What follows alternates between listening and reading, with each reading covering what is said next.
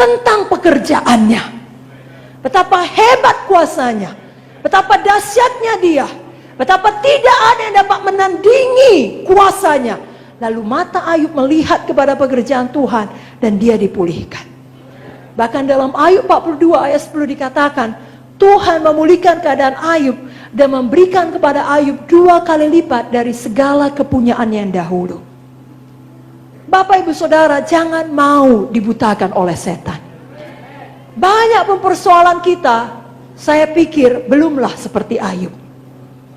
Jadi jangan begitu datang persoalan menimpa kita, kita langsung jatuh di dalam jebakan setan. Mata kita langsung tertutup, mulut kita mengeluh dan berkata, di mana kau Tuhan? Kau tidak peduli lagi kepada saya, kau sudah meninggalkan saya. Lalu saudara menjadi apatis, tidak mau berdoa, tidak mau ke gereja. Justru di saat persoalan datang, saudara lari kepada Tuhan. Mendekatlah kepada Tuhan, Tuhan mendekat kepadamu. Berserulah kepada Tuhan, maka Dia akan menjawab engkau. Dia akan menunjukkan keselamatan yang daripadanya. Saudaraku, yang pertama, dengar baik-baik. Mari kita putuskan untuk senantiasa melihat ada pekerjaan Tuhan bagi kita tiap-tiap hari. Tiap-tiap hari kasih karunia-Nya baru.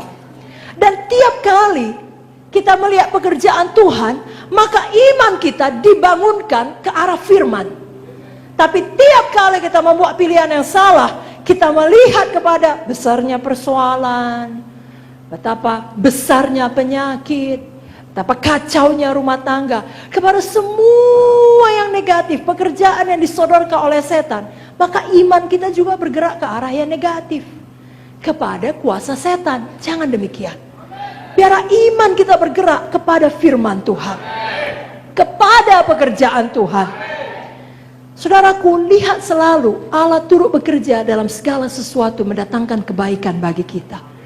Saudara mungkin, katakanlah saudara berangkat ke Kuala Namo, dijadwalkan berangkat jam 7 pagi.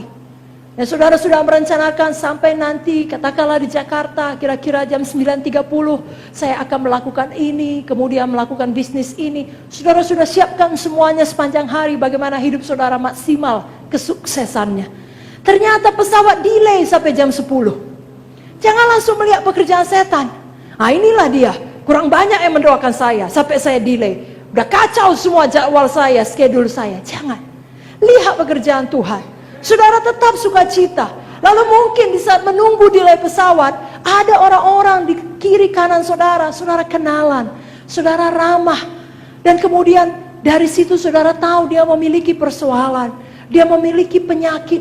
Dan justru karena ada delay, ada kesempatan untuk melayani dia, mendoakan dia, sehingga dia berpisah dengan saudara dengan satu pengharapan, dengan pengenalan akan Kristus. Lihat pekerjaan Tuhan. Daud menuliskan banyak mazmur tentang pekerjaan Tuhan. Bahkan ada satu pasal penuh di mana dia terus-menerus mengatakan mengenai pekerjaan Tuhan. Dan disambung dengan ucapan bahwasanya untuk selama-lamanya kasih setianya. Yakni di dalam Mazmur 136. Daud berkata, bersyukurlah kepada Tuhan sebab Ia baik. Bahwasanya untuk selama-lamanya kasih setianya.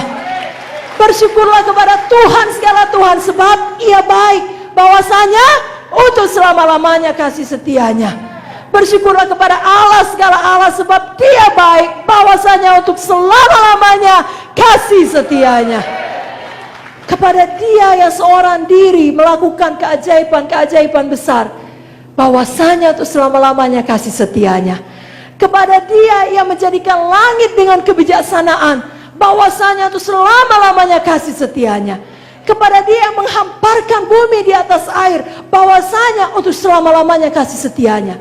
Jadi saudara, jalan saja pun saudara lihat tumbuhan, saudara bisa bersyukur. Kalau bukan karena Tuhan, mana mungkin tumbuhan bisa tumbuh?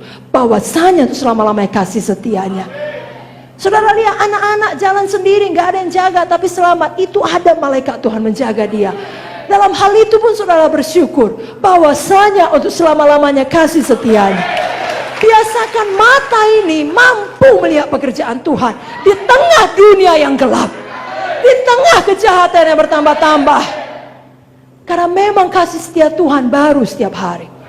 Dalam buku Ratapan 3 ayat 22 sampai 23 dikatakan, Ratapan 3 22 sampai 23, tak berkesudahan kasih setia Tuhan, tak habis-habisnya rahmatnya, selalu baru tiap pagi besar kesetiaanmu. Luar biasa ya, kalau saudara pikir hari ini betapa besar untung saudara, besok bisa untung lagi. Bukan hari ini untungnya besar, habislah aku punya berkat untuk bulan ini. Tidak, besok ada berkat baru lagi. Besok ada berkat baru lagi. Tak habis-habisnya rahmatnya. Amin, saudaraku. Saudara tahu lagunya? Kasih Tuhan kekal senantiasa, kemurahannya kekal selamanya, selalu baru tiap hari, baru tiap hari, besar setiamu Tuhan, besar setiamu. Ya, percaya ini, berikan tepuk tangan bagi Tuhan Yesus. Jadi lagu kita tadi atau ayat dalam buku Ratapan tadi memberikan pengertian kepada kita. Ada pekerjaan Tuhan tiap hari dalam hidup kita.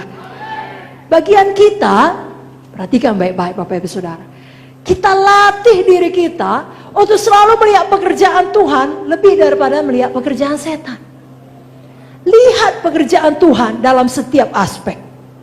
Latih diri kita untuk melihat kebaikan Tuhan daripada kejahatan dunia ini. Latih diri kita untuk lebih banyak bersyukur bahwasanya itu selama-lamanya kasih setiamu Tuhan daripada mengeluh. Latih diri kita untuk tetap percaya kepada firman apapun tipu daya iblis. Bukankah kita sudah pernah mendengar bagaimana kita semua harus punya indera yang keenam? 5 indera, mata mengatakan, berkunang-kunang. Hidung mengatakan, ini tersendat ini, pilek. Lidah mengatakan, pahit semuanya. Kuping mengatakan, aduh, mendenging. Kulit mengatakan, meriang rasanya. Tapi iman mengatakan, oleh bilur-bilur Yesus, aku telah sembuh. Bapak Ibu, pilihan ada dalam tangan kita. Bukan lagi dalam tangan Tuhan. Dalam tangan kita. Ingatlah, dalam keadaan yang terburuk ada tetap pekerjaan Tuhan untuk mendatangkan kebaikan bagi kita yang mengasihi Dia. Anggap aqua yang saya pegang ini setengah terisi. Kalau ini setengah terisi, kita dapat memandang dari 2 aspek. Ketika saya tanya, bagaimanakah aqua yang saya pegang? Saudara dapat berkata, setengah kosong Bu, atau setengah penuh. Demikian hidup saudara. Pilihlah, jangan melihat kepada setengah yang kosong. Lihatlah kepada setengah yang penuh, yang akan terus dipenuhkan Tuhan sampai melimpah keluar. Jangan tunggu sampai semua beres.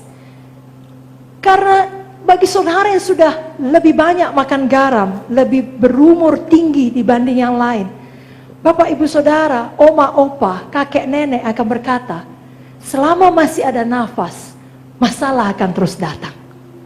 Tidak akan ada 1 bulan tidak ada masalah sama sekali. 1 minggu tidak ada masalah sama sekali. Bahkan 1 hari tanpa ada masalah sama sekali. Tetapi tiap pagi kita bisa bangun dan menetapkan pilihan kita. Ini adalah hari yang baru, hari yang dijadikan Tuhan. Ini hari yang baik. Kasih karunia Tuhan bagi saya selalu baru. Tidak habis-habisnya rahmatnya. Saya akan bersuka cita. Saya akan menang apapun yang terjadi. Amin saudara. Kita yang memilih demikian. Mari kita cek diri kita tiap-tiap pagi. Apakah kita dapat melihat pekerjaan Tuhan di tengah-tengah pekerjaan setan? Harus. Karena Tuhan lebih besar. Apakah kita masih mempercayai Tuhan ketika segala sesuatu tidak terjadi seperti yang kita harapkan? Kita berdoa, ternyata orang yang kita kasihi tetap dipanggil Tuhan. Apakah kita masih bisa percaya kepada Tuhan? Katakan, ya saya percaya Tuhan. Hal-hal yang tidak kita mengerti, kelak akan dinyatakan kepada kita. Itu cukup baik. Itu janji yang cukup baik. Hal-hal yang kita tahu, yang kita mengerti, tetap kita pegang teguh dengan iman. Apakah kita masih dapat merasakan kasih Tuhan di tengah-tengah kesedihan yang mendalam?